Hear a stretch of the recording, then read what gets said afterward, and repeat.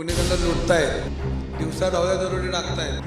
हे काही एक प्रकरण नाही, अनेक प्रकरण आहेत. त्याच्यावर मी बोलणार आहे. पुण्यात जैन बोर्डिंगच्या जागेच्या प्रकरणावरून महायुतीत वादाचा भडका उडाला. त्यातच शिंदे सेनेचे नेते रवींद्र धंगेकरांनी केंद्रीय मंत्री मुरलीधर मोहोळ यांच्या विरोधात आरोपांचं मोहोळ उठवलं. तर मुरलीधर मोहोळांचा आणि जीबीबी प्रकल्पाची जाहिरात करणारा व्हिडिओ पोस्ट करून धंगेकरांनी मुरलीधर मोहोळांवर जोरदार निशाणा साधला. मोहोळवर राग नाही, विकृतीवर राग आहे आणि पुणेकरांना लुटतायत, दिवसा डावल्या दरोडे टाकतायत.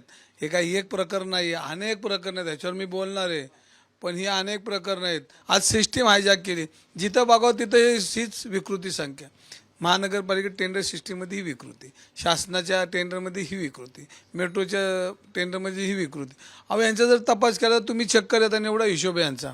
आणि जिथं जाईन तिथं लुटायचं आणि खायचं, लुटायचं आणि खायचं, लुटायचं आणि खायचं. दुसरीकडे एक व्यक्ती पुण्याची राजकीय संस्कृती संपवत असल्याचा पलटवार मुरलीधर मोहोळ यांनी केला. एवढंच नव्हे तर मोहोळांनी धंगेकरांनी तर कपड्याची जाहिरात केल्याच्या व्हिडिओचा संदर्भ देत हल्लाबोल केलाय. माझं म्हणणं आहे, जैन समाजाच्या विषयात, जैन बोर्डिंगच्या विषयातली सत्यता तपासा, त्याची माहिती सगळ्यांनी तुम्ही पण घ्या आणि मग बातम्या करा. एक आता परत आता हा व्हिडिओ आला, परत काल कुठं बघितलं मेन्स ॲव्हेन्यूची जाहिरात कोणतं करत होतं. मग काय पार्टनर आहेत का काहीतरी? मला असं वाटतं की ह्याच्यात जाऊ नये आपण. माझं म्हणणं आपल्याला एवढंच आहे की या शहराचं नाव खराब होऊ नये. या शहराची संस्कृती आहे, एक राजकीय संस्कृती आहे. कुठंतरी एक माणूस या राजकीय संस्कृतीवर वाट लावून टाकतोय. तेवढं सावध राहा सगळ्यांनी. एका बाजूला धंगेकर विरुद्ध मोहोळ हा वाद पेटलेला असताना या वादात संजय राऊतांनी उडी घेतली.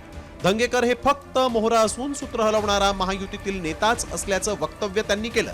तर जैन बोर्डिंग प्रकरणातील आरोपांच्या फैरीनं घायाळ झालेल्या मुरलीधर मोहोळांनी राऊतांचा दावा झिडकारून लावलाय. अलीकडच्या काळामध्ये भारतीय जनता पक्षामध्ये अंतर्गत संघर्ष ठिकठिकाणी उफाळून आलेले. मोहोळ विरुद्ध धंगेकर हे मोहोळ विरुद्ध धंगेकर नसून मोहोळ विरुद्ध भारतीय जनता पक्षातला एक गट. धंगेकर हा मोहरा आहे. धंगेकरांना माल मसाला पुरवणारे हात वेगळे आहेत आणि धंगेकरांचे बोलवते धनी हे सरकारमध्ये बसलेले आहेत. हे मी तुम्हाला खात्रीनं सांगतो.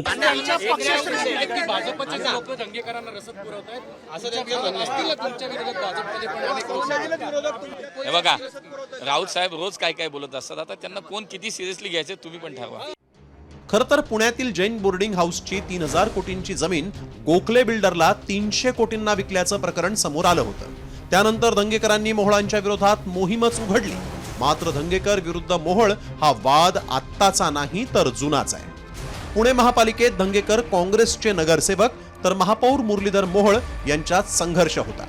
पुढे धंगेकर कसबापेठच्या पोटनिवडणुकीत मैदानात उतरले आणि त्यावेळेस मोहोळांनी धंगेकरांना पाडण्यासाठी मोठी ताकद लावली होती. तर पुढे लोकसभा निवडणुकीतही मुरलीधर मोहोळांनी धंगेकरांचा पराभव केला. एवढंच नाही तर विधानसभा निवडणुकीतही मोहोळांच्या नेतृत्वात हेमंत रासनेंनी धंगेकरांना पराभूत केलं.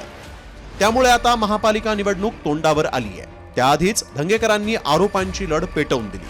दरम्यान पुण्यात स्वबळाचा नारा देणाऱ्या भाजपला डॅमेज करून धंगेकर लोकसभा आणि विधानसभा निवडणुकीतील पराभवाचा बदला घेणार की पुन्हा नवी वाट चोखळणार याकडे आता राज्याचं लक्ष लागलंय.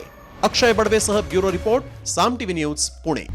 आता isakal.com आहे देशातील नंबर 1 ची मराठी न्यूज वेबसाईट. प्रत्येक अपडेटसाठी isakal.com ला नक्की भेट द्या.